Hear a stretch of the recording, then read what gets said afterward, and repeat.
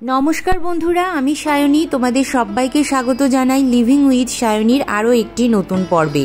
বন্ধুরা, সামনেই আসতে চলেছে ধনত্রয়োদশী। প্রতি বছর কার্তিক মাসের কৃষ্ণপক্ষের ত্রয়োদশ তিথিতে পালিত হয় এই ধনত্রয়োদশী। ধন শব্দের অর্থ হলো সম্পদ ও তেরাস শব্দের অর্থ হলো ত্রয়োদশ তিথি। ধনতেরাসের মূল মাহাত্ম্য হলো স্বাস্থ্য, সম্পদ এবং সমৃদ্ধির দেবী লক্ষ্মী, দেবতা ধন্বন্তরী, কুবের ভগবান এবং সিদ্ধিবিনায়কের একত্রে পূজা করা, যা গৃহে সমৃদ্ধি ও সৌভাগ্যকে বয়ে আন বলে মনে করা হয়। পুরাণ মতে এই দিনই সমুদ্র মন্থনের সময় দেবী লক্ষ্মী তার অপার ধন সম্পদ নিয়ে মা বৈভব লক্ষ্মী রূপে আবারও স্বর্গে প্রত্যাবর্তন করেছিলেন। এই দিন সমস্ত অশুভ শক্তিকে নাশ করে শুভ শক্তির প্রকাশ ঘটেছিল বলেই মনে করা হয়। এছাড়াও এই তিথিতে দেববৈদ্য ধন্বন্তরীর আবির্ভাব ঘটেছিল, তাই স্বাস্থ্য ও দীর্ঘায়ু কামনার জন্য এই তিথিটি বিশেষভাবে গুরুত্বপূর্ণ। মনে করা হয় ত্রয়োদশ তিথিতে দেবী লক্ষ্মীর সঙ্গে কুবের ভগবানের একত্রে পুজো করলে সেই গৃহে 13 গুণ ধনবৃদ্ধি হয়ে থাকে।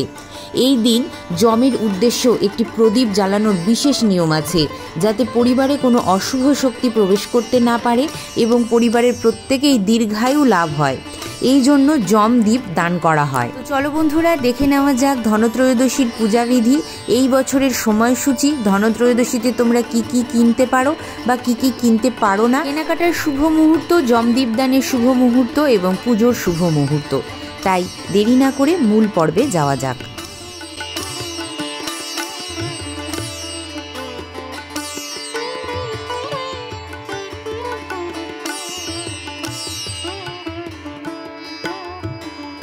ধনত্রয়োদশীর পুজো সান্ধ্যকালীন পুজো, তাই সন্ধেবেলায় হাত পা ধুয়ে পরিষ্কার হয়ে আমি ঠাকুর মন্দিরে চলে এসেছি। প্রথমেই করছি আচমন, হাতে নিচ্ছি একটু গঙ্গা জল, বলছি ওম তদ্বিষ্ণু পরমং পদম সদা পশ্যন্তি সুরয় দিবীব চক্ষুরাতম ওম বিষ্ণু ওম বিষ্ণু ওম বিষ্ণু। এরপর হাতে আবারও একটু গঙ্গা জল নিয়ে হাত পরিষ্কার করে আমি বিষ্ণু স্মরণ করে নিচ্ছি। বলছি অপবিত্র পবিত্র বা সর্বাবস্থাং গত পিবা যৎ সরেত পুণ্ডরীকাক্ষ সবাহ্য অভ্যন্তর সূচি নম সূচি নম সূচি নম সূচি। কুবের ভগবানের বাস হয় উত্তর দিকে, তাই ধনত্রয়োদশীর যে পাটাটি তুমি পাতবে সেটি যেন অবশ্যই উত্তর দিকে হয়। উত্তর দিকে আমি একটি পাটা পেতেছি, তার উপরে একটি লাল রঙের কাপড় পেতে নিয়েছি।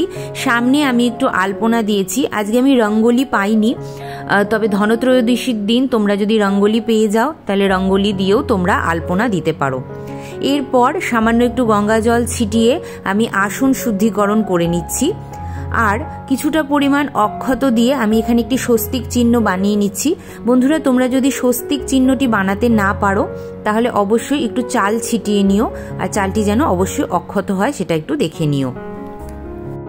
2025 সালে ধনতেরাস পড়েছে 18ই অক্টোবর, বাংলার 31শে আশ্বিন 1432 শনিবার। এই দিন দিবা ঘন্টা 1:21 থেকে তিথি শুরু হচ্ছে। ত্রয়োদশ তিথি স্থায়ী হবে 19শে অক্টোবর, অর্থাৎ পরের দিন দিবা ঘন্টা 1:58 পর্যন্ত।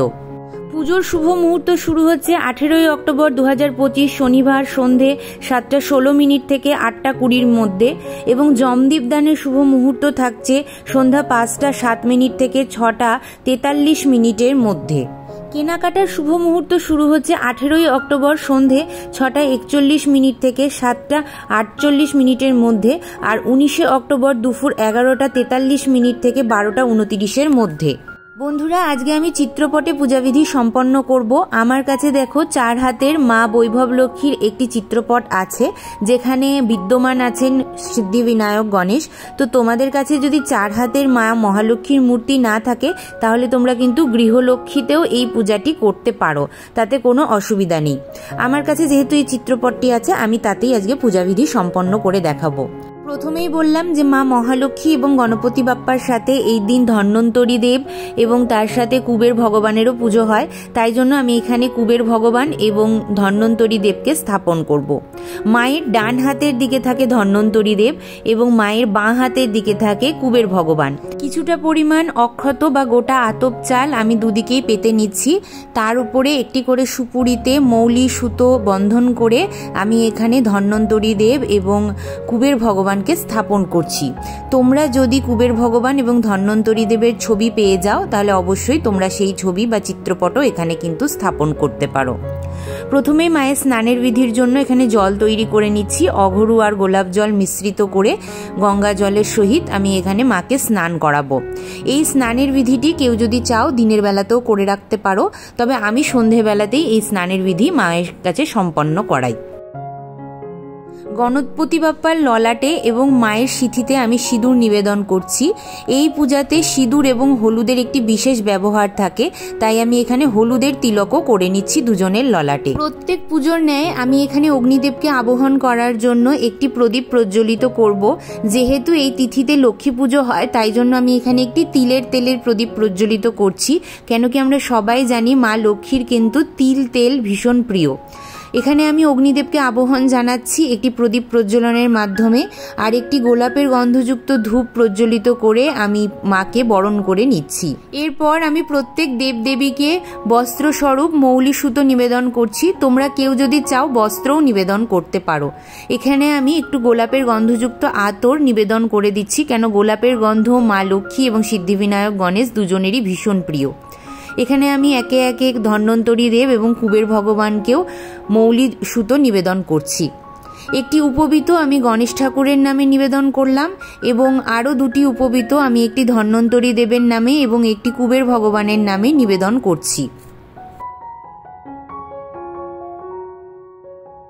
এই পূজায় বিশেষভাবে ব্যবহৃত কিছু ফুল হলো জবা ফুল, গোলাপ ফুল, পদ্ম ফুল এবং তার সাথে তোমরা যদি এই ফুলগুলি না পাও তাহলে অবশ্যই তোমাদের হাতের কাছে পাওয়া হলুদ রঙের গাঁদা ফুল বা কমলা রঙের যে গাঁদা ফুলটি হয় সেই ফুল দিয়েও কিন্তু তোমরা পুজো করতে পারো। এছাড়াও লাগবে দূর্বা এবং তার সাথে একটি পান পাতা। সমস্ত ফুলে আমি জল ছিটে দিয়ে অর্থাৎ গঙ্গা জলের ছিটে দিয়ে ফুল শুদ্ধিকরণ করে নিচ্ছি। এই পূজায় যেহেতু লাল চন্দনের ব্যবহার হয় তাই জন্য আমি এখানে লাল চন্দন বেটে নিচ্ছি।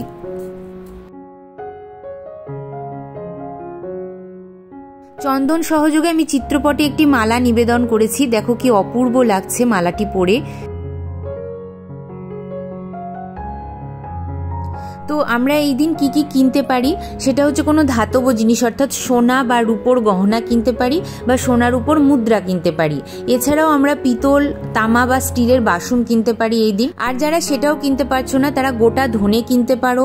এছাড়াও পান পাতা, লক্ষ্মী কড়ি, লক্ষ্মী বীজ, হলুদের গাঁট বা কাঁচা হলুদ কিনে আনতে পারো তিথি চলাকালীন। বন্ধুরা, ধনতেরাসের দিন আমরা কি কি কিনতে পারি বা কি কি কিনতে পারি না বা কিভাবে আমরা এই দিনটা কাটাতে পারি এই নিয়ে কিন্তু আমি একটা অলরেডি ভিডিও দিয়ে দিয়েছি। ডেসক্রিপশন এবং আই বাটনে আমি তার লিঙ্কটা দিয়ে দেবো, সেখান থেকে তোমরা অবশ্যই সেই ভিডিওটা দেখে নিও। এবার বলি এই জিনিসগুলি তোমরা পুজো হয়ে যাওয়ার পরে বা তিথি চলে যাওয়ার পরে কি করতে পারো। এখানে দেখো সোনার উপর যে জিনিসগুলো আছে সেগুলো তো তোমরা ব্যবহার করতে পারো। কাঁসা পিতল যা কিনবে সেটাও তোমরা ব্যবহার করতে পারো দৈনন্দিন কাজে। ধনে যেটা কিনছো সেই ধনেটা কি করবে, তোমার তিথি চলে যাওয়ার পরে তোমার বাড়ির বাগানে বা কোনো একটা টবে ছড়িয়ে দিতে পারো। মনে করা হয় এই ধনে থেকে যত সুন্দর গাছ বেরোয় গৃহ তত আর্থিকভাবে সমৃদ্ধ হয় এবং সৌভাগ্য সেই গৃহে প্রবেশ করে। এছাড়াও পানটি তোমরা জলপ্রবাহ করতে পারো। এই যে হলুদের কাঁচা হলুদ, তারপরে লক্ষ্মী বীজ আর লক্ষ্মী কুড়িটা আমরা কিনেছি, এটা তোমরা লাল কাপড়ে মুড়ে তোমাদের টাকা রাখার জায়গায় রাখতে পারো, এতে ধনবৃদ্ধি হয়। আর এখানে দেখো আমি একটু টাকা দিয়েছি, মানে 51 টাকা দিয়েছি। তোমরা তোমাদের সামর্থ্য মতন 101 টাকা বা 501 টাকাও দিতে পারো। এই টাকাটা দেওয়া হয় ধন্বন্তরী দেবের নামে, যাতে আমাদের গৃহ থেকে কোনো রকম মানে অর্থ ব্যয় না হয় কোনো বিশেষ রোগ বিরোগের ক্ষেত্রে বা বড় রোগ বিরোগ যেন না হয়। তো এই টাকাটাও তোমরা কিন্তু সুন্দর করে নিজের বাড়িতে লকারে রাখতে পারো। এখানে দেখো কিছু ভেষজ জিনিস নিয়েছি, যার মধ্যে আছে আদা, তেজপাতা, গোলমরিচ, লবঙ্গ। এগুলো থেকে আগেকার দিনে ওষুধ তৈরি হতো এবং এখনও আমরা কিছু কিছু ঘরোয়া পথ্য এই জিনিসগুলো দিয়ে তৈরি করি। তো এটা ধন্বন্তরী দেবীর পায়ের কাছে রাখতে হয় যাতে আমাদের গৃহে কোনো রকম রোগ বিরোগ না প্রবেশ করে এবং আমরা যেন দুরারোগ্য রোগে আক্রান্ত না হই। সেই জন্য এই ভেষজ জিনিসগুলো আমরা এই তিথিটাতে তার পায়ের কাছে রাখি। পরে এগুলো কিন্তু তোমরা বাড়ির কাজে ব্যবহার করতে পারো। ওম গাং গণেশায় নমঃ, ওম গাং গণেশায় নমঃ, ওম গাং গণেশায় নমঃ। এই মন্ত্রটি বলে আমরা প্রথমেই সিদ্ধিবিনায়ক গণেশের পুজো করে নেব। এরপরে আমরা গণেশ ভগবানকে দুর্বা নিবেদন করব। এটাও আমরা ওম গাং গণেশায় নমঃ মন্ত্রটি বলতে বলতেই করব। ওম শ্রীম নমঃ, ওম শ্রীম নমঃ, ওম শ্রীম নমঃ এই বলে একটি গোলাপ ফুল আমি মা লক্ষ্মীর পায়ের কাছে নিবেদন করব। মা লক্ষ্মীকে এই দিন তোমরা পদ্ম ফুলও দিতে পারো, গণপতি বাপ্পাকেও পদ্ম ফুল দিতে পারো। ওম শ্রী শ্রী ধন্বন্তরী দেব্য নমঃ এই মন্ত্রটি বলে আমরা ধন্বন্তরী দেবের নামে পুষ্পাঞ্জলি দেব এবং ওম শ্রী কুবেরায় নমঃ এই মন্ত্রটি বলে আমরা কুবের দেবের কাছে পুষ্পাঞ্জলি দেব। এরপরে তোমাদের মায়ের যে পাটাটা আছে তার সেখানে যে মঙ্গল দ্রব্যগুলি রেখেছো তাতে কিন্তু সিঁদুরের ফোঁটা লাগিয়ে দেবে। নতুন সোনার উপর ক্রয় করে আনার পর সেটা রাখার সাথে সাথে তোমরা কিন্তু পুরনো সোনার উপর কিছু গয়নাও এদিন জল দিয়ে ভালো করে ধুয়ে এখানে রাখতে পারো। মন্দিরটাকে সুন্দরভাবে ফুল দিয়ে সাজিয়ে দেবে, কেন কি এই দিন কিন্তু ফুল দিয়ে সাজানোর বাড়িঘরকে বা মন্দিরকে একটা বিশেষ প্রথা থাকে।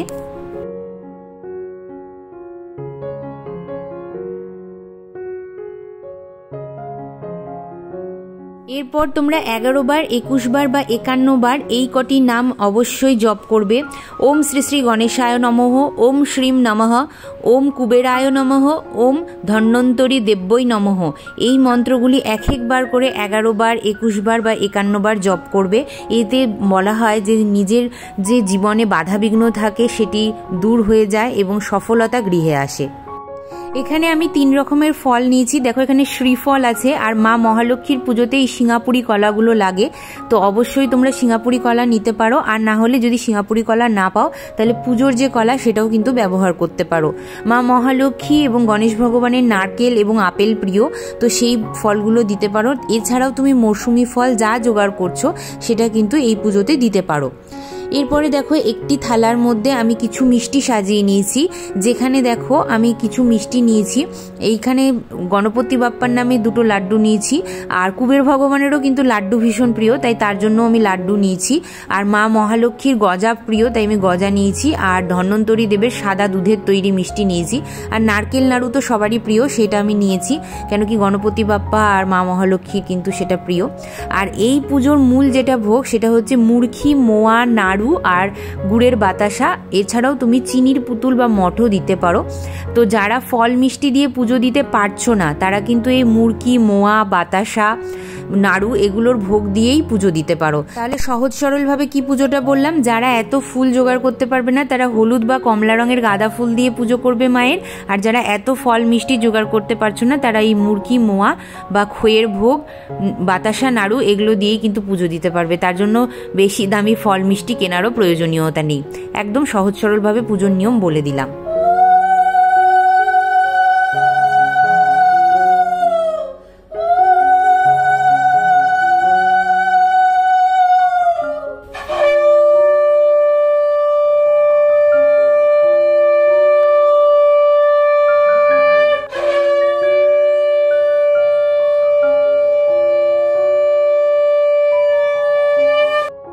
এরপর বন্ধুরা আমি তোমাদের সঙ্গে ব্যাখ্যা করব জমদীপ দানের। এখানে 4 মুখওয়ালা একটি প্রদীপ নিতে হবে। এই প্রদীপটি গৃহদ্বারে দিতে হয়, আর সন্ধেবেলায় যে সময়টা বলে দিয়েছি সেই সময়ই দেবে। এখানে এরকমভাবে সলতে দিয়ে নেবে, এটা তুলোর সলতে হলেই সব থেকে ভালো হয়। তিলের তেল বা সর্ষের তেল দুটো দিয়েই প্রজ্বলিত করতে পারো। তার মধ্যে একটি লক্ষ্মী কড়ি দেবে সিঁদুর লাগিয়ে, একটি সুপুরি দেবে তাতেও সিঁদুর লাগিয়ে নেবে, এবং একটি কাঁচা টাকা এর মধ্যে দিতে হয়, এবং ফুলের পাপড়ির ওপর এই যে প্রদীপটি আছে সেটি কিন্তু প্রজ্বলিত করতে হয়। এই প্রদীপ কেন দেওয়া হয় সেই নিয়েও আমি একটি ভিডিও দিয়ে দিয়েছি অলরেডি, তো সেইখান থেকে তোমরা ভিডিওটা দেখে নিতে পারো এবং তার মাহাত্ম্যটিও জেনে নিতে পারো যে কেন এই প্রদীপ প্রজ্বলিত করা হয়। সাধারণত অশুভ শক্তি যাতে গৃহে প্রবেশ না করতে পারে এবং গৃহের সবার যেন দীর্ঘায়ু লাভ হয়, কোনো যেন রোগ বিরোগ না হয়, সেই জন্যই যমের ঘরে এই দীপ দান করা হয়। পুরাকালে এক রাজা এবং রানী ছিলেন যাদের কোনো সন্তান ছিল না। তারপর তারা তপস্যা করে একজন পুত্র পেয়েছিলেন যার নাম ছিল হেম। এই হেমের যখন জন্ম হয় তখন ভবিষ্যৎবাণী হয়েছিল যে হেম যদি কোনোদিন বিবাহ করে তাহলে তার অকাল মৃত্যু ঘটবে। এই জন্য রাজা হেমকে ব্রহ্মচর্যই পালন করতে বলেছিলেন। হেম ব্রহ্মচর্যই পালন করছিল, এমন সময় একদিন এক নদীর তীরে অপরূপ এক নারীর প্রেমে পড়ে হেম এবং তার সঙ্গে গান্ধর্ব মতে তার বিয়ে হয়। হেমের বিবাহের চতুর্থ রাত্রে যমরাজ আসেন তাকে নিতে, কিন্তু হেমের স্ত্রী সেটা আগে থেকেই বুঝে গেছিল, তাই তিনি সন্ধেবেলায় মা মহালক্ষ্মীর পুজো করে গৃহদ্বারে এরকম একটি প্রদীপ প্রজ্বলিত করে রেখেছিলেন এবং প্রচুর গয়না তিনি পরেছিলেন। এই সময় যমদূতদের চোখ ঝলসে যায় এই প্রদীপের আলোর জন্য এবং হেমের স্ত্রীর গায়ের গয়নার জন্য। সেই সময় তারা ফিরে যায় এবং ফিরে যাওয়ার সময় যমরাজ তাদেরকে আশীর্বাদ করে যান দীর্ঘায়ু হওয়ার জন্য এবং অপার ধনসম্পদের মালিক হওয়ার জন্য। সেই থেকেই এই দীপদান এবং এই পূজার প্রচলন। এছাড়াও এই দিন ত্রয়োদশ তিথি থাকার জন্য ত্রয়োদশ প্রদীপ অর্থাৎ 13টি প্রদীপ জ্বালানোর নিয়ম আছে বন্ধুরা। তো এখানে দেখো আমি আমার মন্দিরটা যেহেতু খুব ছোট তাই জন্য আমি 3টি প্রদীপ প্রজ্বলিত করে দিচ্ছি, আর বাড়িতে অন্যান্য জায়গাতেও আমি 13টি প্রদীপ দিয়ে দেব। তো এখানে দেখো আমি মন্দিরে 3টি প্রদীপ প্রথমেই প্রজ্বলিত করছি। মনে করা হয় এই দিন মা লক্ষ্মী তার অপার সম্পদের ভাণ্ডার নিয়ে স্বর্গে প্রবেশ করেছিলেন, তাই জন্য দীপমালায় সাজানো হয়েছিল স্বর্গালোককে। এই জন্য মায়ের যে পাটাটি থাকে সেই পাটার মধ্যে অবশ্যই প্রদীপ প্রজ্বলিত করতে হয়। তো আমি তোমাদের সবাইকেই বলবো এই দিন তোমরা ত্রয়োদশ প্রদীপ প্রজ্বলিত করো বা 13টি প্রদীপ প্রজ্বলিত করো, কিন্তু সাবধানে করো যাতে এই আনন্দের উৎসবটি আনন্দেরই থাকে। আর অবশ্যই দেখবে যেন কোনো মঙ্গল দ্রব্য মায়ের গায়ে কখনো এই প্রদীপের তাপ না লাগে। তো এই ছিল আমার ধনত্রয়োদশীর একদম সহজ সরল পূজাবিধি। কেমন লাগলো অতি অবশ্যই আমাকে লিখে জানিও। ভিডিওটি ভালো লাগলে লাইক শেয়ার করতে ভুলো না। যারা আজকে আমাকে নতুন দেখছো তারা প্লিজ আমার চ্যানেলটিকে সাবস্ক্রাইব করে নিও, আর ভিডিওটি ভালো লাগলে অবশ্যই ভিডিওটিকে হাইপ করে দিও। তো চলো বন্ধুরা, আজকের মতন আমি এখানেই শেষ করব। দেখা হবে আবারও একটি সুন্দর পূজাবিধির সঙ্গে। ততক্ষণের জন্য তোমরা সবাই খুব ভালো থেকো, সুস্থ থেকো। তোমাদের সকলকে জানাই ধনত্রয়োদশী এবং দীপাবলির অগ্রিম শুভেচ্ছা। তোমাদের সকলের গৃহে মা লক্ষ্মী এবং গণপতি বাপ্পা, সাথে তোমাদের সবার গৃহে ধনদেবতা কুবের এবং বৈদ্য ধন্বন্তরীর কৃপা দৃষ্টি বর্ষণ হোক, এই কামনা নিয়েই আজকের ভিডিওটি আমি এখানে শেষ করছি।